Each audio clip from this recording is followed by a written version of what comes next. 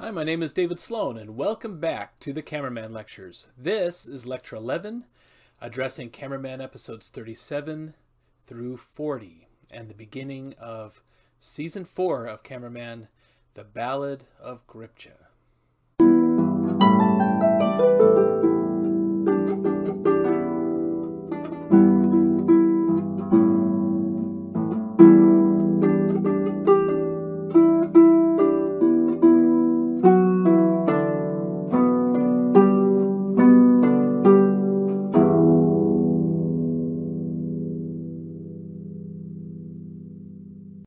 In these episodes, we start to get the full behind-the-scenes relationship that has secretly been driving the entire plot of Cameraman this whole time, and the toxic and crazy and dynamic relationship of Kevin and Lacey Dane. Episodes 37 through 40, which include Love at First Sight, Actually There Is Someone, a montage of a whirlwind romance, and the Great Dane Rift, cover the beginning and the end of the Urset's marriage of two dangerously unstable threshold individuals. For Kevin and Lacey's romance, I took a lot of inspiration from the relationship between Frank Sinatra, the singer, and Ava Gardner, the actor. Frank and Ava were married from 1951 to 1957, and it was Ava's third marriage and Frank's second. They were both very talented, attractive, well-known celebrities that had an intense interest in each other, but had personalities that made their relationship extremely and very publicly turbulent and volatile. They both desired and repulsed each other at the same time, and this ultimately led to their splitting up on very bad terms. And that's the reason that I've Got You Under My Skin is on the official Cameraman playlist. And now you also know what Nancy's code name for why Nancy's code name for Lacey was Ava Weeder. Get it? Kevin and Lacey's romance is a similar relationship taken to another extreme, with both of them obsessed with each other, clinging to each other and unable to leave the other one alone, no matter how unhappy or angry they become. Addiction might be a very good word for this.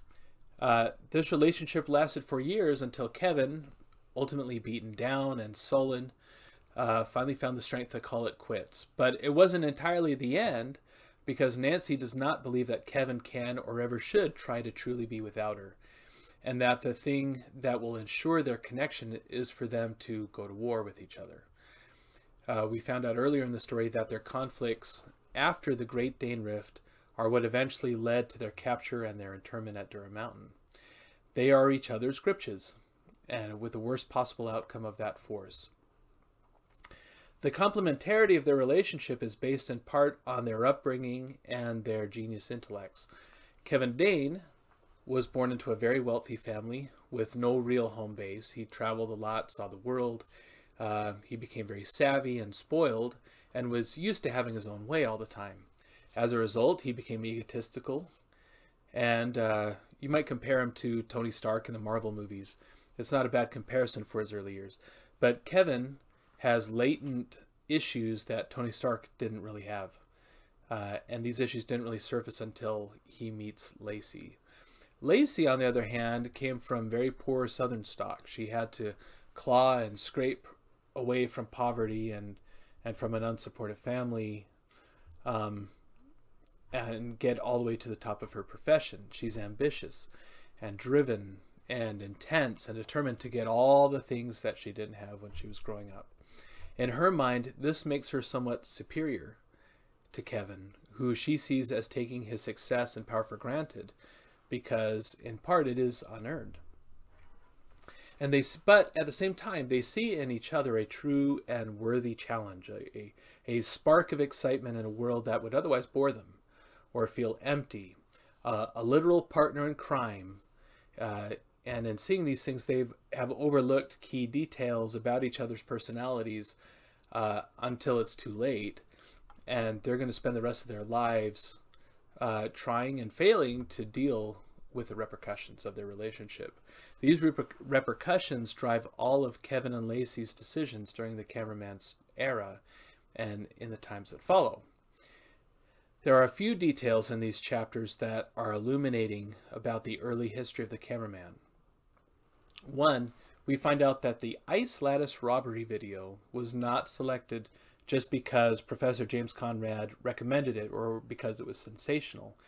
Kevin selected it because Lacey and her very shady friend Bayonet were responsible for the robbery. Posting it was a way of signaling to Lacey who he was and revealing her crimes in retribution, as a form of retribution at the same time. The other detail we learn is that Kevin has a very nerdy physicist friend from college whose name is Chad Kittles, and Chad has a twin sister named Cherry. Clever readers will notice that these two seem to be the relative of Barry Kittles, the Sidewalk Cipher, and we'll learn more about these two as the story progresses.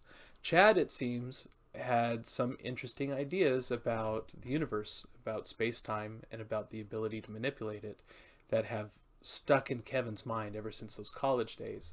In fact, we'll discover that all three of the first published cameraman videos were chosen for very specific reasons. In the next few episodes, we'll find out how Kevin went from being a beaten down inmate at Dura Mountain to the cameraman. And soon we'll learn about what happened when Milo Harris was pulled in between Kevin and Lacey. So keep your eyes open. You never know what you're going to see.